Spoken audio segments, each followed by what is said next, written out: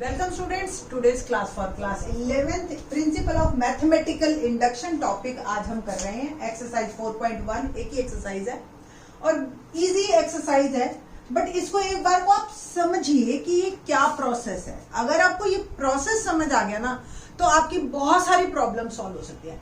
Specially 10th तक बच्चों के दिमाग में जो टेंशन होती है ना, थ्योरम थ्योरम थ्योरम मुश्किल है, ये उसकी रीजनिंग है। तो दो तरह की रीजनिंग होती है। सबसे पहले तो हम बात करते हैं स्टेटमेंट। मैथमेटिक्स में स्टेटमेंट किसे कहते हैं? ऐसे सेंटेंसेस जिनको आप कोई आंसर दे सको, whether it is true whether it is false. कोई मतलब नहीं है कि ट्रू है या फॉल्स है उससे, बट उसका आंसर या तो ट्रू हो या फॉल्स। बट कुछ है कि आंसर्स ट्रू फॉल्स नहीं होते, जैसे ओ द वेदर इज। अब इसमें आप क्या ट्रू फॉल्स करोगे? कुछ नहीं। हाँ, 2 + 2 4। Are you coming from Delhi? Yes, true और फॉल्स। ठीक है ना, ये इस तरह के हैं। तो मैथमेटिक्स में स्टेटमेंट उसको हम कहते हैं जिसके सिर्फ दो आंसर हो, यस या नो, ट्रू या फॉल्स। रीजनिंग पे आते हैं हम, तो दो टाइप की ही रीजनिंग है हमारे पास। एक इंडक्टिव रीजनिंग, एक डिडक्टिव रीजनिंग।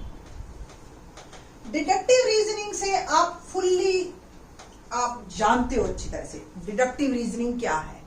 लाइक मैंने एक एग्जांपल लिया,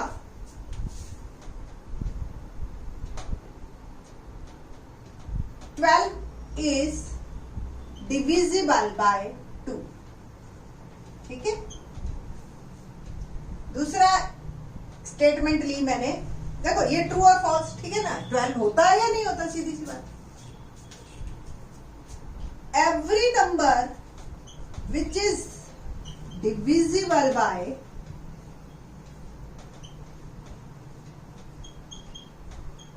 2 is called even number। ठीक है, ये हम 6th के बच्चे को पढ़ा दिया। ठीक है, और 12 is divisible by 2 ये भी 6th के बच्चे को पता है। अब 7th ऑनवर्ड्स हम क्या पूछते हैं? हाँ भाई स्टूडेंट्स बताओ, 12 इवन नंबर है या नहीं है? तो 12 is even number.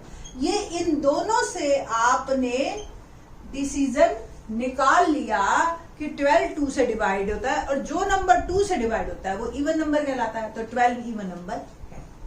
That is called deductive reasoning. Deductive reasoning is a nutshell कि जो हमें दे रखा है और उससे हमने प्रूव कर दिया। ठीक है, तो ये हो गया आपका डिडक्टिव रीजनिंग, कि जिस तरीके से आप थ्योरम प्रूव करते हो। ठीक है ना, कंजेक्चर्स भी हैं आपके, इसको हम बाद में डिस्कस करेंगे। आज जो हम बात कर रहे हैं वो इंडक्टिव रीजनिंग की कर रहे हैं, इंडक्टिव मेथड की। आपने कभी डोमिनोज देखा है? Domino's game. अब स्टूडेंट्स को डोमिनोज वर्ड बोले ना हमें तो इमीडिएट उनको पिज्जा याद आता है। ठीक है, तो पिज्जा की अगर आपने सिंबल देखा हो, उन्होंने डोमिनोज कहां से निकाला, इस बात पे ध्यान देते हैं। वो वहां पे ऊपर नीले रंग के दो सिंबल से लगे हुए रेक्टेंगल से, और 2 डॉट्स डली हुई है, ये 2 या 3 जितने भी डॉट्स है, इनको डोमिनोज कहते हैं। ये आपने कभी ऐसी गेम देखी होगी, बड़ी ही दिल को अच्छी सी लगती है। इस तरीके से हम एक स्टेप बाय स्टेप लगा देते हैं और गोले में, और इस तरीके से, और एक को क्लिक करते हैं टिक, और वो जो है ना आगे सबको गिराता हुआ चला जाता है, ऐसे ऐसे ऐसे सर्कल बनता चला जाता है ना। देखा है ना ऐसा game? That is called Domino's. अब मैंने ये यहाँ पे एग्जांपल क्यों लिया? हमने एक किया प्रूफ, एक को गिराया, उसने दूसरे को, दूसरे ने तीसरे को, इनके बीच में डिस्टेंस ऐसा रखा है कि ये ना सारा ही धड़ से गिर जाए। एक एक करके गिरे, पहला दूसरे को, दूसरा तीसरे को, तीसरा चौथे को, 50वां 51 वाले को, 100वां 101 वाले को। तो यही same method, that is called induction method. ठीक है, और इंडक्शन क्या है? Induction means the generalization from particular case और फैक्ट्स। ये तो है हमारे थ्योरेटिकल पार्ट। अब आपको वो चीज बोलते हैं जो एक्चुअल में समझ आती है स्टूडेंट्स को। ठीक है, क्या समझ आती है स्टूडेंट्स को? उनको समझ आता है कि हाउ टू डू सम। आप वर्ड्स में नहीं, आप हमें करके दिखाओ और पता चले कि आप एक्चुअल में क्या कहना चाह रहे हो। अब मैं बताती हूँ आपको क्या कहना चाह रही हूँ। मैंने 10th क्लास में एक फार्मूला बनाया था। क्या कि अगर मैं n नेचुरल नंबर्स का सम निकालूं तो एक फार्मूला मेरा बन गया n+1/2। ये कैसे निकला ये भी बताते हैं आपको। एपी याद है आपको, A1 D1 n भी n, और Sn का फॉर्मूला भी याद होगा आपको, n/2 2a + n-1 × d, याद है ना। n को n में ही रहने देते हैं, a की वैल्यू भी 1 डाल देते हैं और d की वैल्यू भी 1 डाल देते हैं। 2 + n-1 n/2, और ये आ गया n+1, आ गया ना। ये फार्मूला हमने एपी से निकाला। आज हम इसको प्रूव करेंगे कि ये एक्चुअल में काम भी करता है या नहीं करता। ठीक है जी, लेट्स सी। इसको कहते हैं मेथड, इंडक्शन मेथड। क्या करेंगे हम, जो भी स्टेटमेंट है ना उसको Pn नाम दे देंगे, फिर एक के लिए प्रूव करेंगे कि भी एक पे फिट बैठता है या नहीं, यानी कि एक का सम, तो इधर 1 हो गया और इधर n की वैल्यू 1। मैं जस्ट एक एग्जांपल ले रही हूं, अभी आपको मेथड अभी बताएंगे आपको। 1 और 1 क्लियर, फिर मैं 2 पे लूंगी, फिर मैं 3 पे लूंगी, जैसे हमने वो एक क्लिक किया ना, पहला दूसरे को गिराएगा, दूसरा तीसरे को, चौथा पांचवें को। अब मैं सीधा पूछना चाह रही हूँ कि आप 50वां 51वां को गिराएगा या नहीं, या बीच में ही रुक जाएगी मेरी सीरीज। अगर किसी भी एक दो ब्लॉक्स के बीच में गैप ज्यादा आ गया ना तो वो सीरीज वहीं पे रुक जाएगी। तो बहुत ध्यान से गेम बनानी पड़ती है ये वाली। ठीक है, तो हम चेक करते हैं कि अगर मैंने 50वें पे P50, यानी कि यहां तो हो गया 50 और यहां मैंने n की जगह डाला 50, तो 50 × 51/2 है ना, और ये सम आया मेरा 25 1 × 25 2 125 और 2 127, तो 1275। इसका सम अब आप चाहे कैलकुलेटर से चेक करो या कैसे चेक करोगे आप, ये आपको करना पड़ेगा, 1 + 2 + 3। तो ये मेथड है। अब यहाँ पे हम 51वें पे बात करें, 50 का तो मैंने निकाल लिया, सपोज मैंने कैलकुलेटर से करके 1275 निकाल दिया। अब मैं 51 का चेक करना चाह रही हूँ, तो 1 + 2 + 3 + 50 + 51, और यहाँ पे फॉर्मूला n+1/2 है, यानी कि n की जगह मैंने क्या डाला है 51, यानी कि 51 और ये 52/2। इसको मैंने करा डिवाइड 26 1 जा 26 2 26 5 जा होता है 130 130 और 2 132। ये आंसर मेरा आना चाहिए। अब मैंने कैलकुलेटर से 50 तक का तो सम कर रखा है ना, मैं उसका यूज कर लूंगी। कैलकुलेटर में मेरे ऑलरेडी 1275 तो आया पड़ा, मैंने सिर्फ क्या ऐड करना है 51। चेक करके देखते हैं कि मेरा आंसर ठीक है या नहीं है, आ रहा है same. That is called principle of mathematical induction. ठीक है,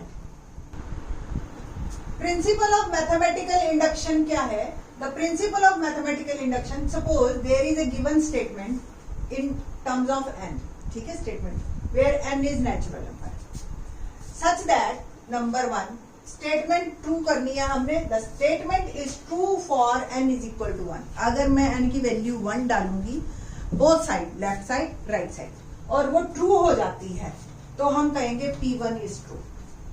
and second statement, if the statement is true for n = k, where k is any positive integer positive या natural number, I think so same बात है ना।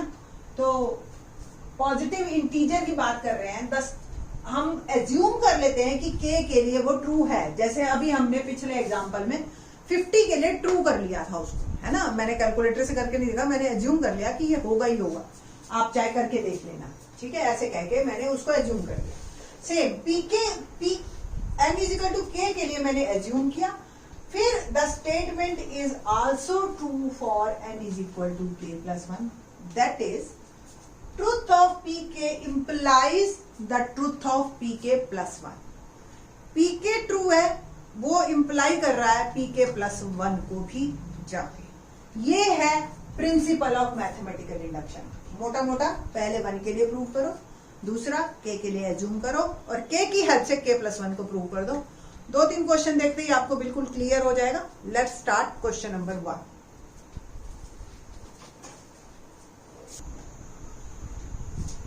Question हमारे पास है कि हमें ये प्रूव करना है 1 + 3 + 3 स्क्वायर 3n-1 3n-1/2। ये सारे फार्मूले हैं और ये एक जीपी का फार्मूला है। आपको जब आप 9th चैप्टर पहले करोगे ना तो उसमें आप ये फार्मूला डिराइव भी करना सीख जाओगे, जैसे हमने एपी का डिराइव किया। ठीक है, बट अभी तो हम इसको मैथमेटिकल इंडक्शन से प्रूव करेंगे। तो क्या है पहला रूल, आपको याद हो तो फर्स्ट स्टेटमेंट थी कि भी मेरा अगर मैंने इसको पीएन के एज्यूम, लेट ये पीएन के हमने एज्यूम कर लिया, इसका नाम दे दिया कि ये पीएन है।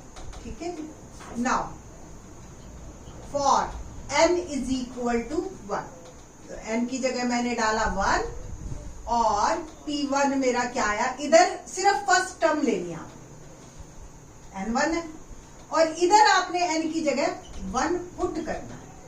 ठीक है जी, क्या आया देखो 3 की पावर 1 3 -1/2। 3 में से 1 क्या होता है 2 2/2, तो ये ट्रू हो गया, दोनों बराबर, left hand side equal to right hand side, so it's true for P1। Simple, आसान है, इतना समझ आ गया, 1 मार्क मिल जाएगा आपको 4 मार्क के question. Now let it's true for n = k। ये हम एज्यूम करने हैं कि n = k के लिए ये ट्रू है। 1 + 3 + 3 square + 3 k-1 equal to 3 k-1/2। जहां पूरी स्टेटमेंट में जहां n है बस मैंने वहां k लिखा है और एज इट इज नोट किया। Now check for n = k+1। 1 + 3 + 3 square, अब मैं k+1 टर्म्स लिख रही हूं। ठीक है, पहले आप ये देखिए प्रूव क्या करना है। तो ये तो k टर्म्स थी बेटा, है ना, और k+1 टर्म क्या बनेगी, ये अगर n की जगह k डाला तो k-1 और n की जगह k+1 डालिए, इसमें n की जगह k+1 सिंपल लिख दो, कोई दिक्कत नहीं, k+1 -1/2। और यहां भी हमें n की जगह क्या डालना है k+1। बस ये हमें प्रूव करना है कि इसका सम इसके बराबर है। अब हम यहां से मूव करेंगे, ठीक है बेटा जी, और यहां पहुंचेंगे। यहां तक का सम फ्रॉम 1 हमें पता ही है, जैसे हमने 50 का सम लिया। यहां तक का सम क्या है 3k-1/2, ये प्लस 3, इसको जरा सा सॉल्व कीजिए आप, तो k+1 -1/2 है ना, ब्रैकेट खोल दिए बस, में 1 से 1 कर दिया। ये क्या आ गया 3k-1/2 प्लस 3k, यही k/2 रह गया, प्लस 3k/, सॉरी 2 है ही कम, 3k+1 -1, ये 2 है।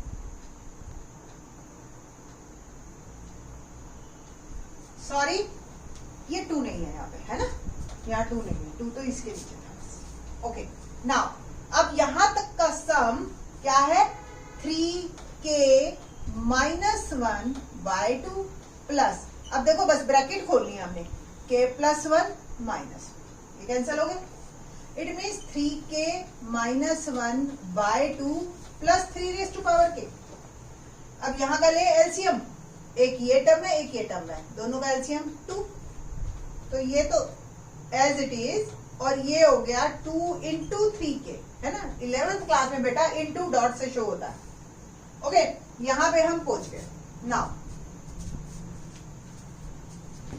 देखते हैं, लेट्स सी।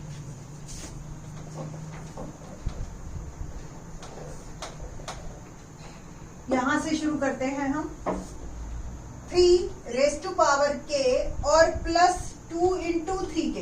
इसको मैं इसके करीब ले आई, 1 को मैंने भेज दिया। देखो जो फॉर्म मुझे चाहिए ना, मैं उसी फॉर्म में लाना चाहती हूँ। देखो -1 चाहिए, 2 चाहिए, इनको मैं टच भी नहीं करूंगी, मैं सिर्फ इसको इकट्ठा करूंगी कि ये दोनों ये बन जाए।